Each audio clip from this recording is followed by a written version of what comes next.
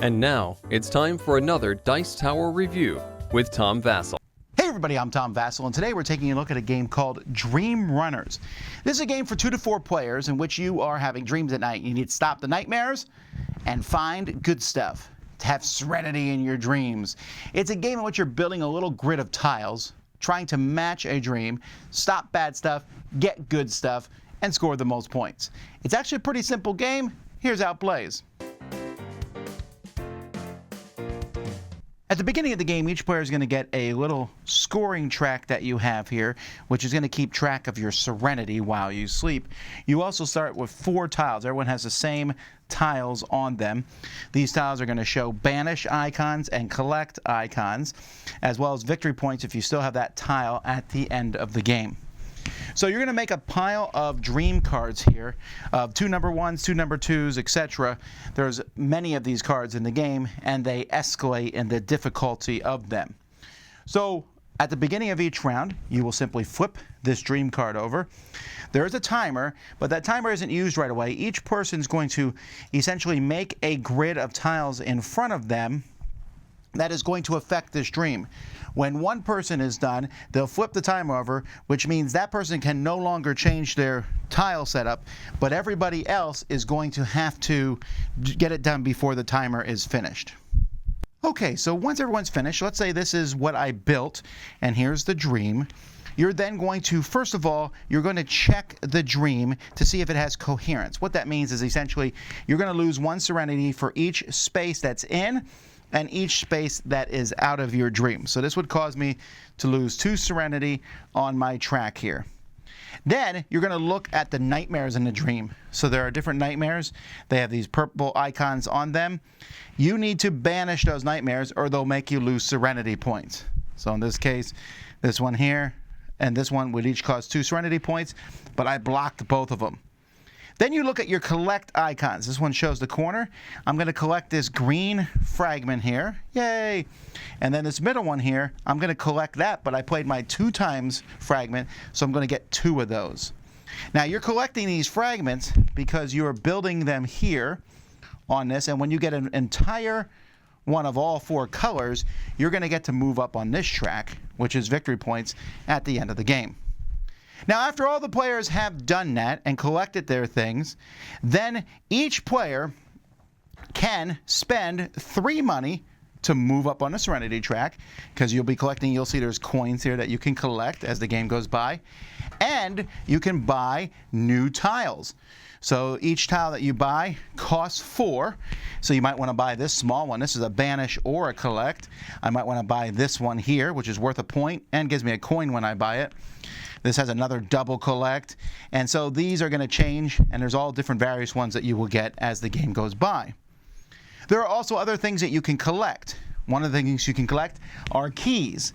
You need keys because if you try to collect a treasure chest here, then you need a key to open that chest. Anyone who goes there and has a key and spends it will turn over the top chest of that type and get whatever it says here. This is pretty good.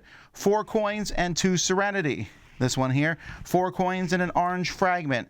And this one here is 2 serenity, a fragment of your choice, and a white one. And they're all going to be various combinations of things like that. The dreams are going to get more difficult too. So you can see here, the monsters get this one. If you don't block this monster, he steals one of your pieces from you. This one is 3 to you. There are spots like this one here where there's a whole lot of things to collect, but it's going to be split between the players who are on it. Let's go up to level, here we have the final level, level 4. You can see that there's a whole pile of stuff here, and there's a lot more nightmares on the board too. You're probably not going to be able to avoid them all. When the game is over, players are simply going to look here for your score on serenity. You're going to look over here and add it to this number, and then any tiles that you have with victory points on them are added to your final score. Whoever has the most points is the winner. There's a lot of pieces in the game, these different fragments that are different colors, but also have different symbols on them. There are coins, there are keys, it's fine. These are a little thin, the dreams themselves, but I really like the art on the back. And I think the symbols themselves are pretty easy to figure out what they do. I mean, you might say, what does that do the first time? But hey, he kills one of your pieces, but it's pretty easy. And then you got Serenity and things like that. Each player has their own little board here. This is where you can keep your coins, although I don't know why there's a hole there. But other than that, I'm pretty happy with it. The whole thing has a nice look to it. It's a very colorful looking board. The box comes with a plastic insert that will hold all the different pieces that will definitely not fall out if you turn it sideways, that they do. But it does work.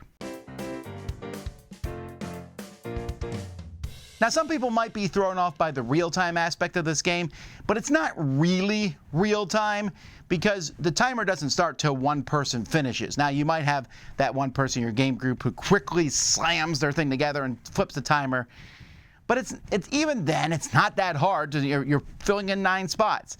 At the beginning, you sit there and go, do I want to stop the nightmares? What do I want to double collect? That's usually what you're thinking. Oh, I want to collect something twice. What is it? Ooh, coins. I can get more tiles. And getting more tiles is cool, but you still only have a 3x3 square, so having a lot of tiles gives you more options. I found having more tiles gives me something to lose when the nightmare makes me lose a tile.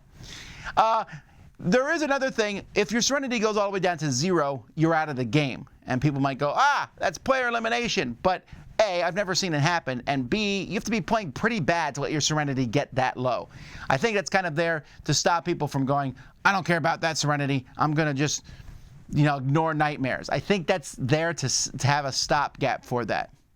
The theme isn't particularly strong. It's, hey, nightmares and good dreams, fine. But there is something exciting about getting keys and then using those keys to open the treasure chests. I like the yellow squares a lot because there's a lot of resources there. And then you have to sit there and think, I can go for that, but if everyone goes for that, I'm not going to get much. But if I'm the only person who goes for it, I'll get a ton. And so there's a little bit of that groupthink going on. And it's just a simple game. I've seen games similar to this before, but there's something that I enjoy about placing tiles out to then match something in the middle to get stuff. You're constantly collecting things. Scoring is really simple. You have 2 score tracks with a few extra points scattered from tiles. That's pretty easy. And there's something at the beginning, you all start the same, but eventually you have tiles nobody else does. And that's an enjoyable process. So it's fast. It takes about 30 minutes. I think it scales pretty well. It's pretty easy to play with 2 or all the way up to 4 players. So definitely one I think you should check out as a lighter style game, but one that's fun. That is Dream Runners. I'm Tom Vasel, and you've been watching the Dice Tower. Dice Tower Judgment approved.